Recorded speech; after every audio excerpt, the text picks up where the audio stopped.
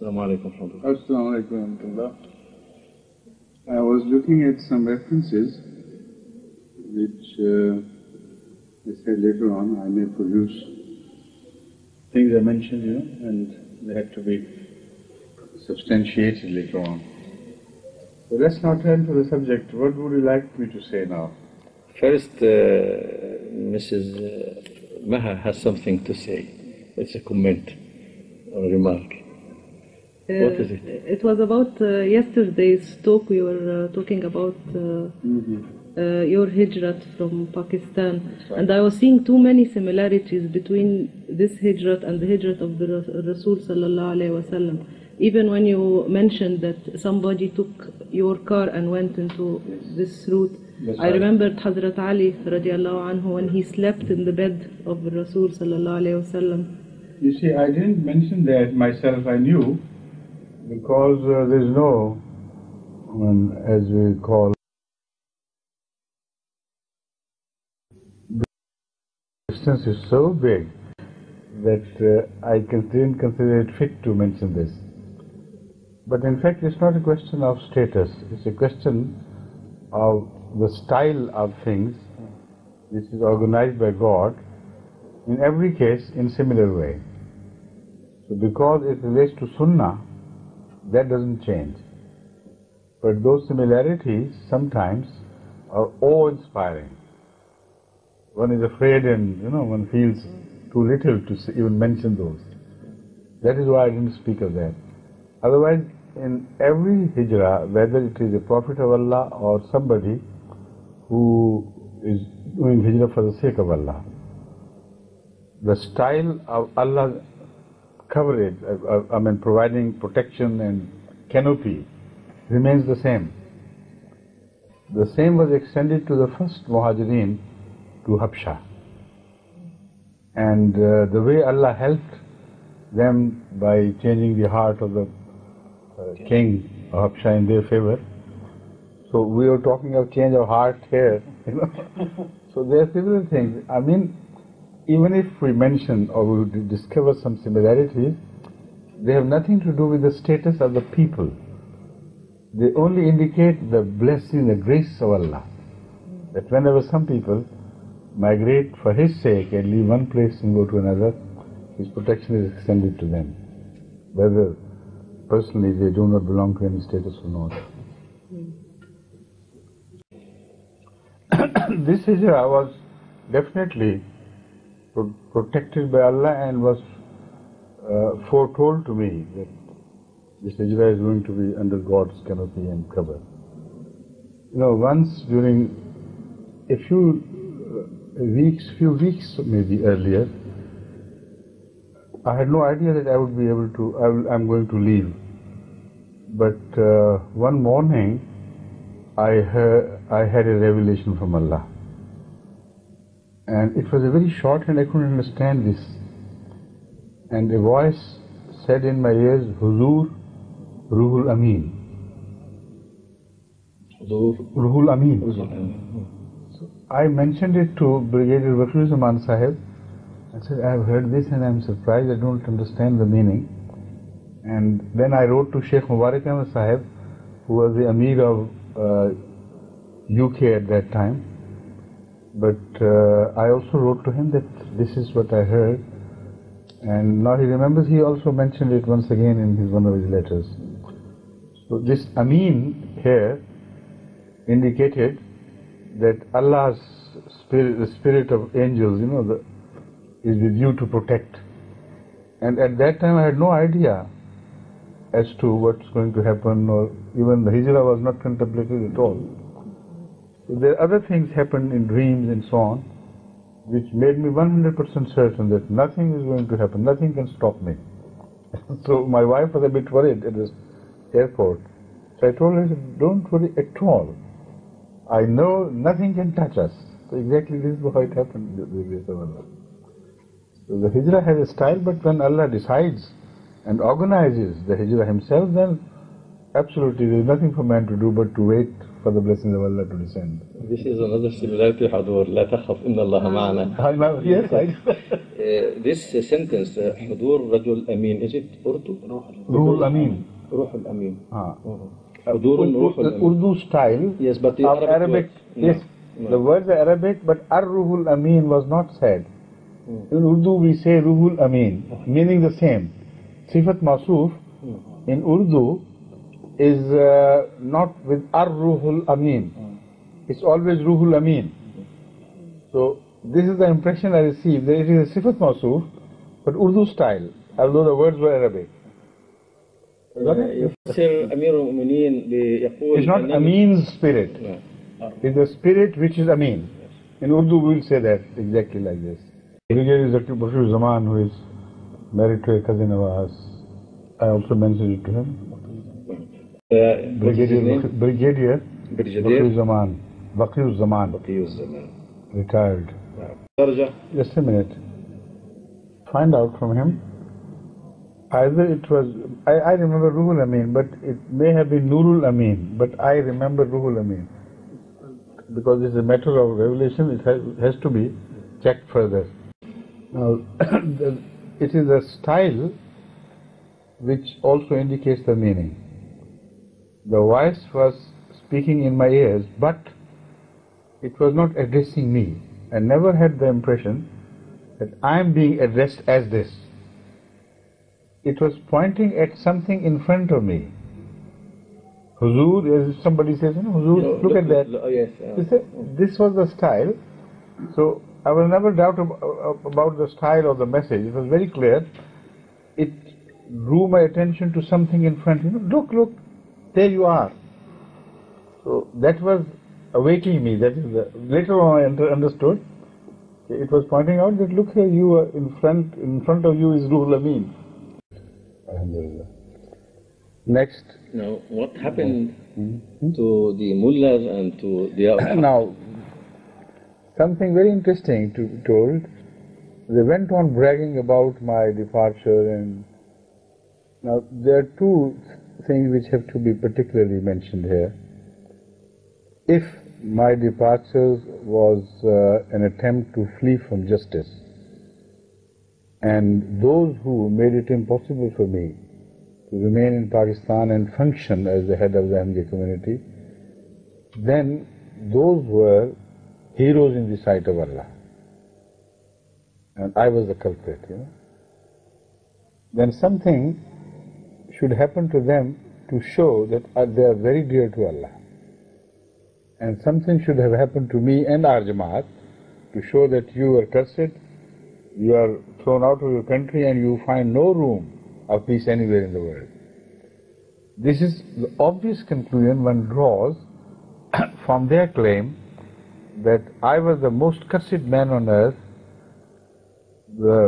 under the wrath of God, and the hero who turned me out had to have won Allah's favor like no other living person had done. So now what follows is very interesting. For a long time, they adopted a policy. Number one, they stopped Ahmadis from distributing any literature in their defense. Or whatsoever the nature be, they were stopped from distributing any pamphlets non-Ahmadis. We were ordered not to publish a single book of Hazrat Masih Maud or to distribute it among non-Ahmadis. The non-Ahmadis mullahs were permitted to continuously quote from Masih Maud books and excite the public frenzy against us, work them up emotionally, and say, look here, these are the passages from the founder of the Ahmadiyya community, how insulting they are to Nauz Billah, Hazrat Muhammad Rasulullah, to all the prophets, to Jesus Christ, to the ulama and everything, and this is their faith. Now this was done under the plea that we are informing you that this literature is highly inflammable, highly volatile. But we were not permitted to publish because it was volatile and inflammable. And the inflammable part which they considered was permitted to the mullahs to distribute daily everywhere. So the plea of the government is proved to be absolutely, utterly false and a big lie. If they wanted the peace to be established in the land, if they had any objection against Masih Maud Islam literature on the ground that it would create anti-Ahmadiyya riots. So to protect them, this is the plea the government of Pakistan has been taking ever since. They write to the foreign governments, we wanted to protect them. If this literature came to the notice of the public, they would be inflamed, they will become violent, and there will be strong reactions, very uncontrollable reactions against the Ahmadis. So they stopped us, we stopped. But they permitted all the non-Ahmadi mullahs to pick out those passages which were, according to them, objectionable. But they only became objectionable because something before and something after was left out. So they, in fact, supported and fully covered the efforts of the non-Ahmadi mullahs to excite the public against us. And this was a big lie, the biggest lie of the period. We are taking these measures to stop Ahmadis from being hit back by the non-Ahmadis because their literature is insulting. If it's insulting, don't permit them to pick out few passages and publish them. And if it's insulting and if it runs against our interest, why should we publish it? Why do we go out and when we distribute it, we are beaten up, we are caught? More than 1,000 cases are still pending in the courts of Pakistan against young Ahmadis who distributed Ahmadiyya literature, Masih Maud Islam's books and this and that. So if it was really inflammable literature, then we should have requested the government to stop us from publication. Or if anybody does, we should have said, for God's sake. We never did it. We kept on publishing some literature as much as we could possibly do under this most hostile government of Pakistan. And Ahmadis were arrested, they were beaten up and they were punished and they were imprisoned. So that shows that they were wrong, their attitude was totally distorted and biased. They wanted things to happen to Ahmadis. And they stopped us from publishing full books because any sane man who reads those books would understand the message. He would say it's not at all insulting in any way. It's full of praises of Hazrat Muhammad like nobody had ever sung his praises before from the time of Muhammad to the time of Masih Maud.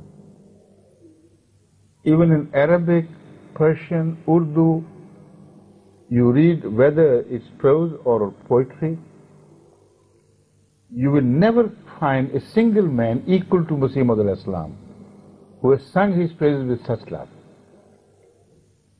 So this is the reason why they did not want us to publish, because if they picked up one verse or another from one poem, they would quote as, very inflammatory, very insulting. But when one reads the full book, then he himself draws a completely different, inference from that. Translated, then I'll give a few examples of what is happening. Now, one example, for instance, to inflame the public sentiments against Hazrat Masih Maud al-Islam and Ahmadis, the mullahs have been blackening the walls of Pakistan by pasting such, small pamphlets, etc., which contain some portion of Hazrat Masih Islam's writings, which is removed from its context and creates a very strange impression upon the people. Now, these handbills are distributed, and there are also posters are pasted on walls everywhere. One, for instance, that this man is so insulting to the Aal Muhammad Mustafa Sallallahu Alaihi Wasallam that he says that I saw in a dream or in a kashf that my head was on the knees of Hazrat Fatima. Look at how insulting. Now, when you read the original mention of this in Brahim Ahmadiyya, it says that I saw in my dream that Hazrat Rasulullah sallallahu alaihi wasallam, in company with Hazrat Ali radiyallahu ta'ala anhu, Hazrat Fatima Surah radiyallahu ta'ala anhu, they are walking and I am moving towards them. And he is like a small child, so that while she is standing, she like a small child, like a mother, Madre Mehraban ki tarah. These are the very words. Like a loving mother, she put her hand on my head and it touches her knees. How could a grown-up man, meet her like this, bending all double until his head could touch her knees? Obviously, this kashaf means, number of Madre Mehraban means a very benign and loving mother. So unless somebody is really rotten in his thinking and his conduct, he can't attribute any wrong meanings to this. And they would be insulting Hazrat Fatima if they do this. And this is what they have been doing. So they say, look here, he is such a man who dared to do this. What is he to Hazrat Fatima? And that is also a dream again. So the government of Pakistan is very, very reasonable, very sensible attitude towards our protection. They say, how can we publish permit such a book to be published? People will be after your blood. All right, this is not published, but this excerpt with totally wrong impression is permitted to be published and widely distributed. How honest they are, imagine. Which book is this for? What? Which book or is this? This was in Brahim Ahmadiyya originally. Then later on it was either Izal-e-Aham or some other book in which this was referred to briefly. But the original is in Brahim Ahmadiyya. And this is one of those passages against whom objection was taken when we presented Ahmadiyya case before the National Assembly. Hazrat Khalifatul Masih Salis led the delegation. I was also there. They raised this issue there to mullahs because in fact they do not read the books themselves. Somebody has taken a passage and it goes on and on and on, passed on from generation of mullahs to the other generation. So had they known really what it really meant, perhaps they may not have dared to do that, because there we were given time to defend ourselves. When Hazrat Khalifatul Masih Salis read the original passage, the entire house of the National Assembly, they looked at the mullahs, as if they would eat them up. To distort this and into such a thing, you are insulting when you say that. So they knew it. After this, what happened in National Assembly, you cannot give the benefit of doubt to the government of Pakistan and the agencies and the religious ministries that all they were doing it innocent without knowing anything. They knew everything. They had heard the answer. They knew that the members of the National Assembly were definitely convinced that there is no fault of Ahmadis in this respect. Yet, until now, this has been distributed widely. But when we say permit us to publish the original book, they say, no, we must protect your rights, Please behave. You see, Hazrat Masih wrote a full vision or dream in which he said that I saw Hazrat Rasulullah sallallahu alaihi wasallam together with Hazrat Ali and Hazrat Fatima in presence of all this was happening. And they were walking and I was walking towards them. This is the original. This is original. And when I reached close, then Hazrat Fatima put her hand on my head. And like embracing, the words are like a most loving mother. She touched my head with her knees. Now this is the original. The mullahs distort it as if, Na'uz billah min zalik, people are lying down, with somebody. That's what I'm saying. For the, On the mullah's part? Yes, on the mullah's part. You're right then. Yes, sir. Why were you? You know, I interpret because they were both Arabs and they were shaking their heads. No. I'm sorry. No problem. I apologize. So this is their style of protecting us. And this is just one example. Hundreds of such wild allegations are made and distributed and freely published in the newspapers and everywhere, in book form, in booklets, continuously ever since this movement started. And government has not taken exception to the single such publication. When the book is forbidden, why accepts a publicity which create exactly the opposite reaction to the... When we defend ourselves, that defensive is prescribed and the boys are sent to jail.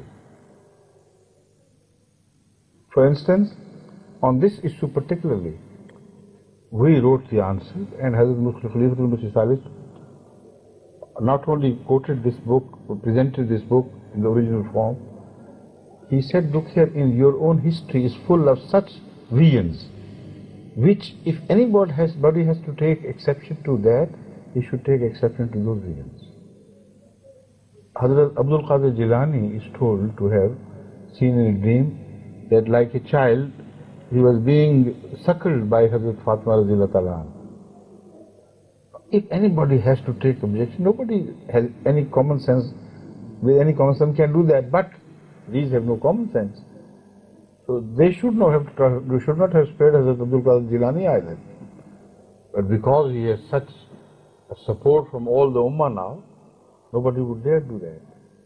Hazrat Abu Hanifa saw in a dream that he opens the grave of Hazrat Muhammad Rasulullah Sallallahu Alaihi Wasallam and sees many of bone of his skeleton is rotten. So he picks and throws some here and some there and selects only those who he thinks are all right and then leaves them in the grave. Imagine if such a dream had been seen by a Muslim of Islam, what would happen to these mullahs? To Hazrat Abu Hanifa, of course, here and there. Imam Bukhari? No, Hazrat Abu Hanifa. To my knowledge. Hazrat Abu Hanifa himself was a bit worried and upset with this dream. He told it to somebody who could interpret the dreams, and he said, don't worry, you will. He was a faqih and a great imam of jurisprudence.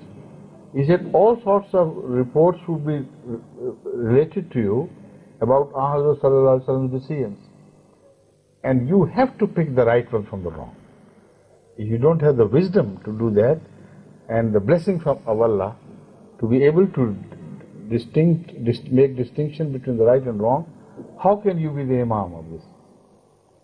Now, he said things, it was Hazrat Imam Bukhari. But we'll check up and tomorrow let you know. To my knowledge, it was Imam Abu Hanifa. Because it's a matter of selection of hadith, so he thinks perhaps it was Imam Bukhari. Anyway, either way, the point is served. Either he or the other one. They saw in a dream doing this, and the God-fearing alim interpreted it like this. So the world of dreams is the world of dreams. But when we publish these things in response, boys were arrested, shackled and removed to the jail and also beaten up on the way to earn Allah's favors. Now, General Zia and his government took it upon themselves. The task which they thought was entrusted to them by God Himself, to root out Ahmadiyyat from the world. And this is exactly what he said. And he said, it's not just the government of Pakistan or the territory or geographical territory of Pakistan, where we are determined to destroy Ahmadiyyat. When I was here, within a few years, 2-3 years, he sent a message to be read by the official representative of the Pakistan Embassy. in a conference by these so-called mullahs who guard the Khatm al-Nubuwwat of Hazrat Muhammad Sallallahu Alaihi Wasallam. Imagine them guarding his Khatm al-Nubuwwat. And the message read that the President of Pakistan, and my government, we consider Ahmadiyyat to be a cancer in the body of Ummah.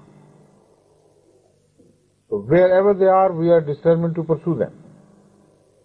And it's my resolution to root it out until no root of this cancer is left in the body of the Ummah. This was his,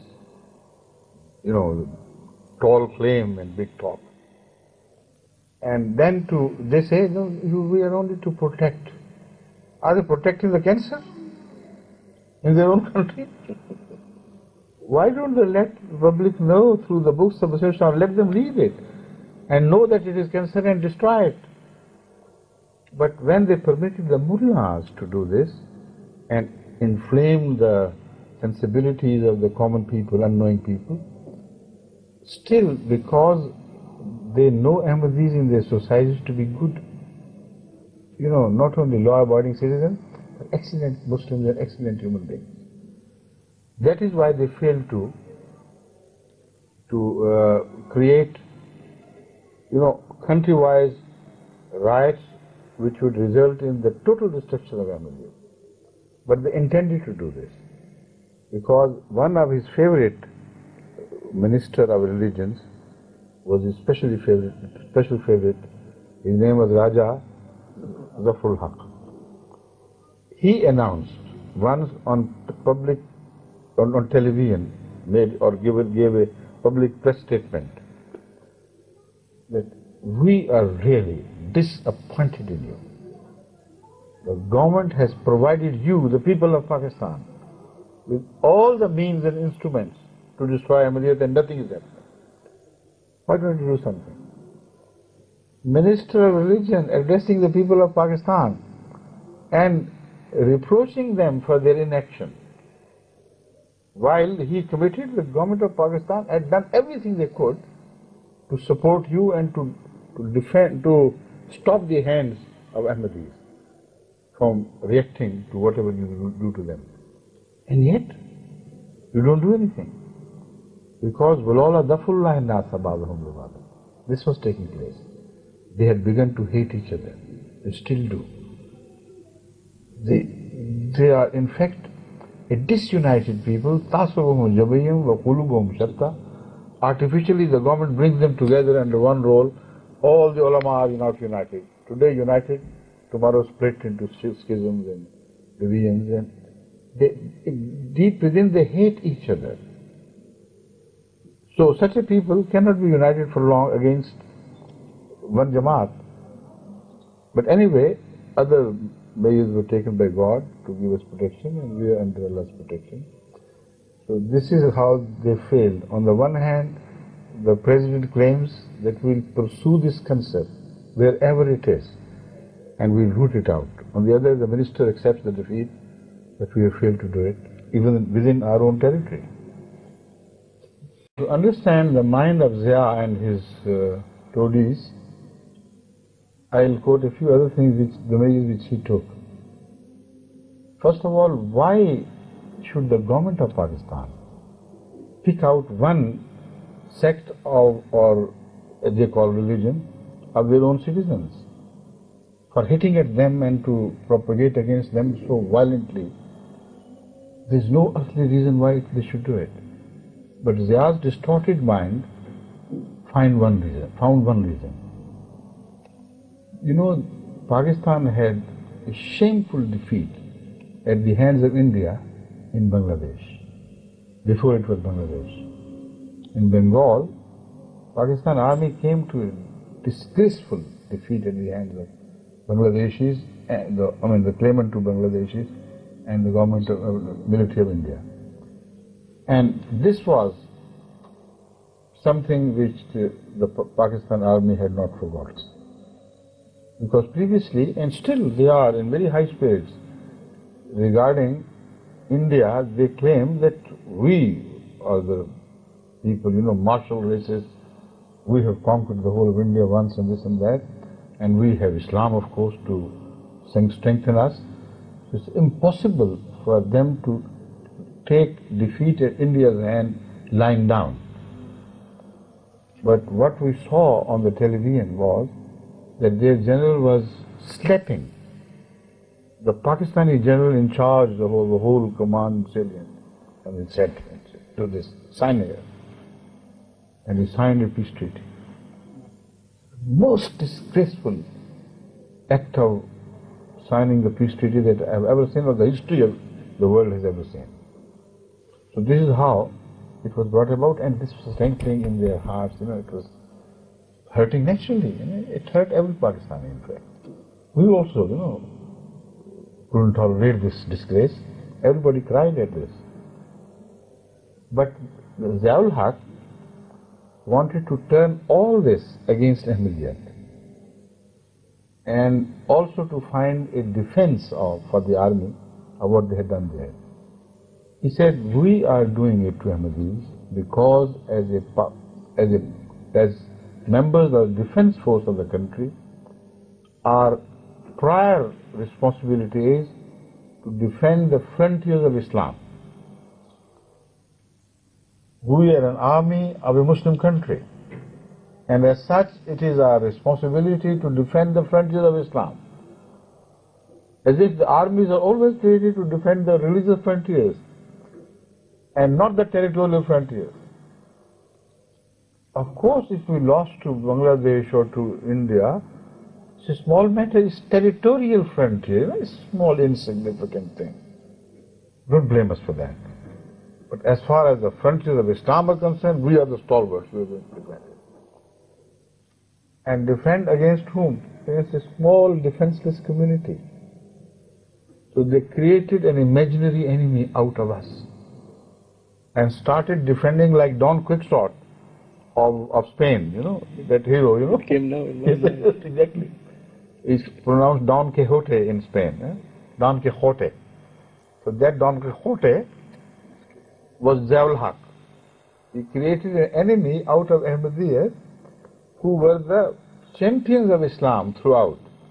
And their mullahs also had written sometimes, and their leaders, political leaders also, that when it came to the defense of Islam, none fought like Ahmadis. Against Christianity, even they paid tribute to Hazrat Masih Maud Islam. Imagine that it was the design of the British government to flood the entire Indian subcontinent with Christianity, to support their government, to support their colonization. Then he says, the mullah writes, the commentator of a book of commentary of the Holy Quran by Maulana Ashraf Ali Thanvi, a great man. His commentator has written this note on the borders of that commentary. He says that you know what happened then? Then Mirza Ghulam Ahmad of Qadian rose, he stood. Padri Lefroy had come from America all the way with the will and determination to convert all of India to Christianity. But there stood Mirza Ghulam Ahmad of Qadian. He challenged him and he said, I can prove that your so-called God is dead. And it was such a powerful rebuttal to him that he had to run away from India, and he shortened his tour and had no room left for India for him or for his Christianity. This I am quoting from a mullah who is a dedicated enemy of Ahmadiyyat. But they had to admit, in those days, they were better people. Even in enemies, you could find traces of truth. Nowadays, things have completely changed. So, this is Ahmadiyyat against whom they are defending Islam. This is what sort of Ahmadiyyat is. Now, they had the audacity to go one step further. Zia-ul Haq announced that they are not only the enemies of Islam, but they are traitors to Pakistan, to the country of Pakistan. So we have to fight them on these two heads. Now when you read the history of the great warriors who fought the battles for Pakistan against Indian invasion, the most prominent among them who got the highest awards are Ahmadi generals. They can never wipe out their history of defense forces, wipe their names from the history of defense forces, because they are written in such brilliant gold. They can never be diminished or wiped out. General Akhtar Malik, the hero of Cham and Jornia, his own brother, General Ali, who was the hero of this sector, the Sialkot, Twinder sector, and another hero, great hero or accepted hero by the government, by the historians of the armed and defense forces, was Janjua, Brigadier Janjua, who fought and defended Ahmadiyyat in the Thar area and did it so beautifully. And then General Hamza, who was a Lahori Ahmadi, but he was an Ahmadi all right. So those names which have become indelible in the defense of Pakistan, they are among others, of course, but pronounced more prominently, they are Ahmadi generals. But they have no shame. When there is no shame, what do they say in Arabic? They do whatever you like. This is what happened to us, and this was, but I'll tell you later, because he tells me the time is almost over. Translate it, and tomorrow inshallah we'll meet and I'll take up the issue from here.